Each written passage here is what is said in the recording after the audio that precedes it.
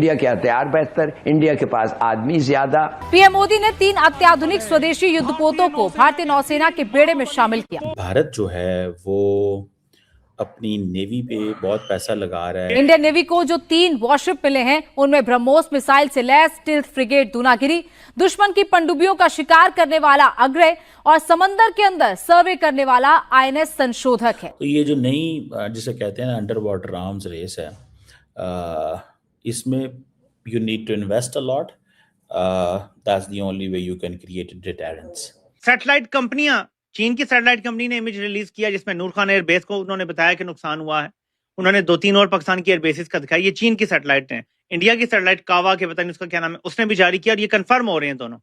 पाकिस्तान ने क्यों नहीं अभी तक किसी सैटेलाइट से जारी करवाया? मैं समझती हूँ कि तुर्की can be the next challenge or target by Israel. लेकिन कोई ऐसा हथियार होना चाहिए था जो हम इस्तेमाल करते, जो हमें विजुअल कंफर्मेशन तो देता कि हमने भारत की कौन सी जगह टारगेट की है।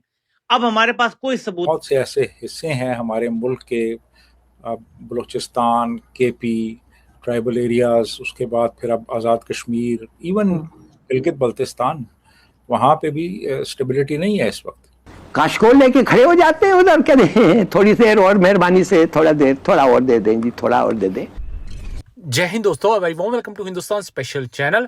जैसा कि दोस्तों आपने क्लिप में देखा, भारत ने आज 3 नए खतरनाक स्वदेशी युद्धपोत नौसेना में कमीशन कर दिए।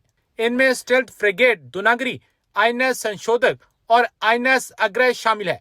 आधुनिक खूबियों से लैस ये वारशिप्स दुश्मन को पल भर में ही सबक सिखाने में माहिर है। यह ब्लू वाटर ऑपरेशन में अहम भूमिका निभाएंगे।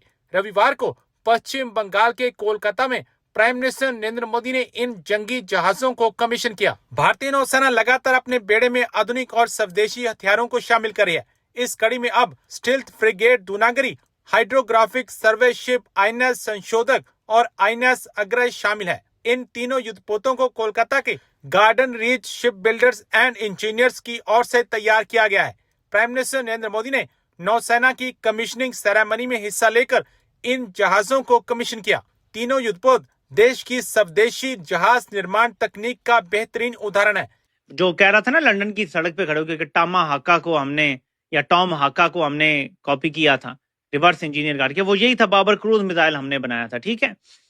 तो बाबर क्रूज मिसाइल एक एडवांस मिसाइल, हमने ये क्यों नहीं इस्तेमाल किया?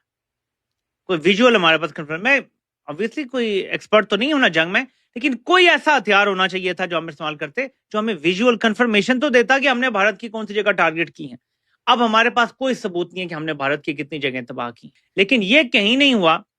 मैंने बल्कि पाकिस्तान की एक एयरबेस का जो रनवे है वो सैटेलाइट इमेज में तबाह हुआ देखा है। मैंने आपको कल उसका गड़ा भी दिखाया था, तो वो पता चलता है। तो पाकिस्तान की तरफ जो है वो तो सैटेलाइट से चीजें आ गई हैं, लेकिन क्या पाकिस्तान ही को नहीं चाहिए?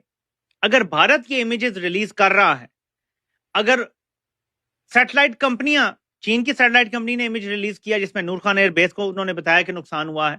उन्होंने 2-3 और पाकिस्तान की एयरबेसिस का दिखाया। ये चीन की सैटेलाइट है। इंडिया की सैटेलाइट कावा के पता नहीं उसका क्या नाम है, उसने भी जारी किया और ये कंफर्म हो रहे हैं दोनों।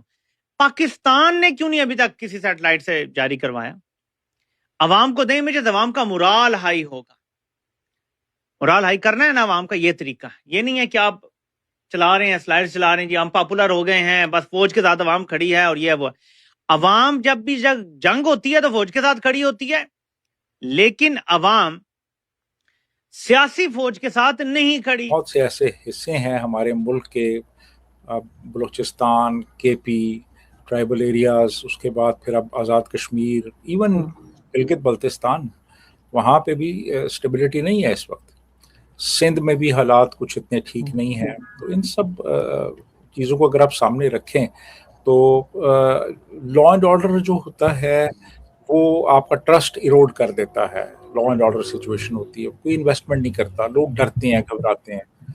तो इन्वेस्टमेंट होगी, बिजनेसेस जो हैं वो फ्लरिश करेंगे, आपका जीडीपी ग्रो करेगा, आपकी एक्सपोर्ट्स बढ़ेंगी, आपकी इंपोर्ट्स कम होंगी, तो फिर आपकी इकोनॉमी फ्लरिश करेगी।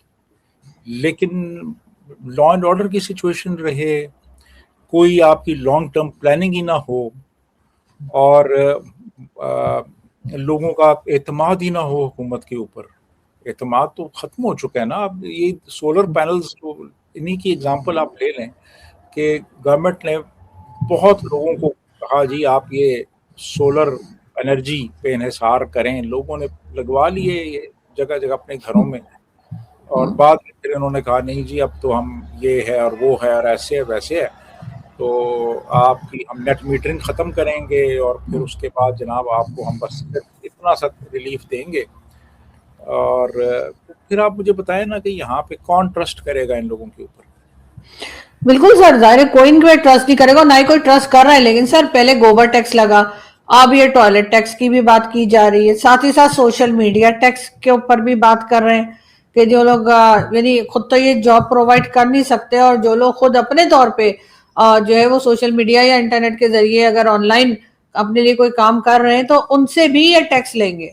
किस बात का, मतलब ये करना क्या चाह रहे हैं? ये क्या लोगों के अंदर चाह रहे हैं कि बहुत गुस्सा जो भरा हुआ है, क्या ये उसका रिएक्शन देखने की कोशिश करें? प्राइम मिनिस्टर कहते हैं जी मैं बड़ा शुक्रगुजार हूं पब्लिक का कि उन्होंने महंगाई बर्दाश्त की, तो किसी ने कहा कि जरा पब्लिक के बीच में जाकर ये शुक्रिया अदा कर दें। हाँ, पब्लिक के बीच में तो कभी भी नहीं आएंगे, अब तो पब्लिक से दूर भागेंगे वो।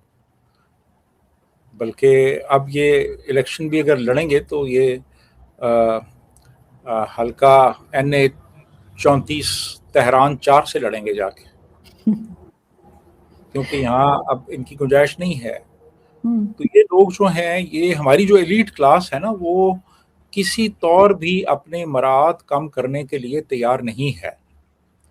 ये जो कुछ हासिल कर रहे हैं इस मुल्क से, अवाम के टैक्सों से, ये कतई तौर पे कंसीड नहीं करेंगे कि हम चलें थोड़े से अपने अखराजात कम कर लें। नहीं, बिल्कुल नहीं।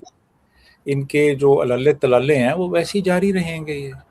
ये सर पर्सनल खर्चे भी ऐसे शोशा ऐसे ही होती है सर। इसके मुकाबले में अगर हम इंडियन पार्लियामेंटेरियंस को देखें तो वो बहुत सादा से होते हैं, और उनकी गाड़ियां भी इतनी बड़ी बड़ी और ह्यूज किस्म की गाड़ियां वो यूज नहीं कर रहे होते।